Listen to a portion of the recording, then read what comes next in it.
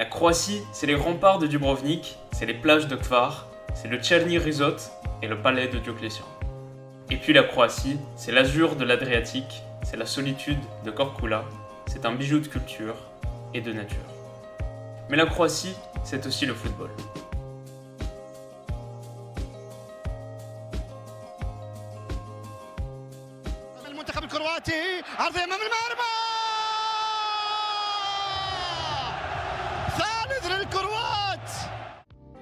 Yo les amis, j'espère que vous allez tous très bien. Après l'Égypte hier, on poursuit notre tour des sélections qualifiées pour la Coupe du Monde et on parle aujourd'hui de la Croatie. Encore une fois, j'ai eu de l'aide d'un abonné, Maxime, qui m'a envoyé un mail très complet pour me donner plein d'infos sur son pays d'origine. Voilà, un grand merci à lui. Et donc c'est parti pour la Croatie.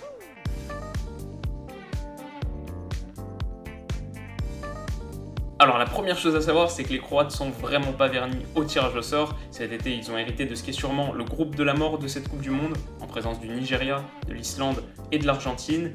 Mais en phase de qualif, leur poule était déjà très relevée et comptait des places fortes du foot européen, comme l'Ukraine, la Turquie ou, encore une fois, l'Islande. C'est d'ailleurs les Vikings qui ont devancé les partenaires de Luka Modric, notamment grâce à une victoire arrachée à la dernière minute de leur second affrontement, qui a en plus plongé la sélection croate dans le doute, parce que jusqu'alors invaincue, la Croatie va chuter 3 mois plus tard en Turquie, avant de concéder un nul dans les derniers instants face à une faible Finlande.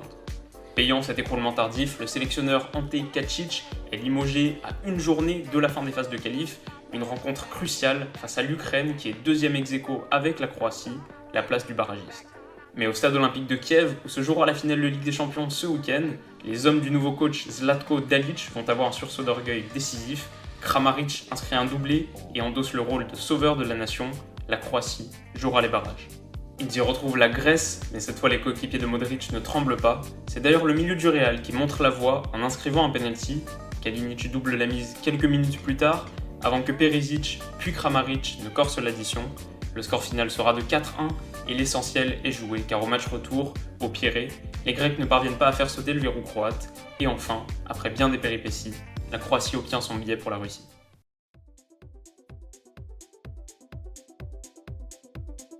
Alors il y a quelques épisodes, on évoquait l'histoire du football serbe, forcément tronquée par les recompositions géopolitiques qui ont fondu cette nation d'abord dans le royaume yougoslave, puis dans la République socialiste de Yougoslavie. Et bien pour la Croatie, c'est pareil, et l'admission de la fédération croate à la FIFA ne date que de 1992.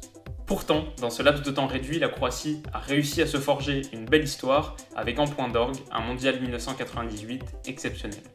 Pour sa première participation à une Coupe du Monde, la très jeune nation va se défaire de la Jamaïque grâce à un but heureux de Stanic, une superbe réalisation de Prosinecki et une frappe contrée de l'inévitable Davor Šuker, avant de triompher du Japon grâce à Šuker, encore une fois. Les Croates perdent leur ultime match de groupe contre l'Argentine, mais celui-ci est d'une importance toute relative. Ils sont en huitième de finale, et face à la Roumanie de Hagi, ils vont se qualifier à la faveur d'un penalty transformé par Šuker. La Croatie trace sa route et impressionne les observateurs, mais en quart, personne ne donne cher de leur peau. Face à l'Allemagne de Matthaus, Klinsmann et Bierhoff, et dans un stade de Gerland survolté, les Croates ne partent pas favoris, et pourtant, une frappe laser de Jarni, imitée en seconde mi-temps par Vlahovic, puis un ultime but de Davor Šuker plonge la nation croate dans le délire. Contre toute attente, leurs protégés sont en demi-finale et écartent l'un des favoris du tournoi. Mais face aux Bleus, et dans un scénario qu'on connaît bien dans l'Hexagone, la Croatie va enfin chuter. Pas avant d'avoir fait passer un sacré frisson dans le Stade de France, puisque le désormais meilleur buteur de la compétition, Davor Šuker, ouvre le score au retour des vestiaires, mais Lilian Thuram et ses 2 buts qui ont gravé l'histoire du foot français propulsent le pays hôte en finale. C'est la fin de l'épopée croate dont les performances en Coupe du Monde vont considérablement se ternir, éliminés en phase de groupe en 2002, 2006 et 2014 et non qualifiés pour le mondial sud-africain. Les partenaires de Luka Modric auront à cœur de renouer avec la gloire dès cet été. Et pour ce faire, la Croatie dispose en 2018 d'un arsenal effrayant.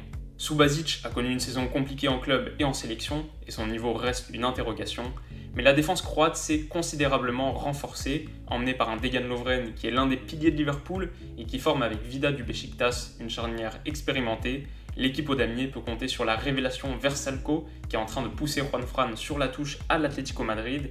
Ivan Strinic est peut-être le maillon faible de cette ligne de 4, sa titularisation n'est pas certaine. Un peu plus haut, toute la magie de la Croatie s'exprime dans un double pivot atypique. La paire Modric-Rakitic triomphe de l'historique rivalité Real-Barça et produit régulièrement des étincelles extraordinaires. Délice technique, la sélection croate nous offre aussi le génial Mateo Kovacic, catalyseur de l'attaque et chouchou de Zidane, qui est lui-même entouré d'ailiers magnifiques en la présence de l'interiste Ivan Perisic et de la révélation d'Hoffenheim, Andrej Kramaric. Devant, le style peu esthétique de Mario Mandzukic contraste avec le plaisir visuel qu'offre le milieu croate, mais son efficacité n'est plus à prouver, il est le fer de lance parfait d'une Croatie joueuse, mais létale. Sur le banc, enfin, Corluka concurrence Vida, le capitaine florentin Badelj est un atout de poids au milieu, et la polyvalence de Brozovic le rend absolument indispensable. Aucun doute possible, sur le papier, cette Croatie-là fait peur. Seul hic, ce groupe qu'on a déjà évoqué, parce qu'en présence du Nigeria de John Obi Mikel, une des meilleures sélections du continent africain, de l'Argentine de Léo Messi, convalescente mais que personne ne sous-estimera en Russie, et de l'Islande qui ne cesse de surprendre les observateurs et qui a déjà devancé la Croatie en phase de qualification, l'effectif de Zlatko Dalic aura fort à faire cet été. Mais personnellement, même si cette Croatie est capable du pire et qu'un 11, on le sait, est loin de tout faire, j'ai envie d'y croire et j'y crois. Je vois les Croates se qualifier pour les huitièmes de finale en terminant à la première place du groupe D.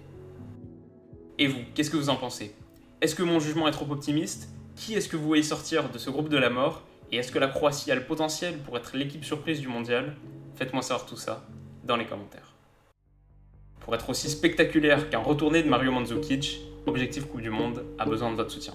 Alors si cette vidéo vous a plu, n'hésitez pas à mettre un gros like, et pour ne pas rater la prochaine, vous pouvez comme d'habitude vous abonner à la chaîne, c'est gratuit, et c'est une super manière de m'encourager. À demain!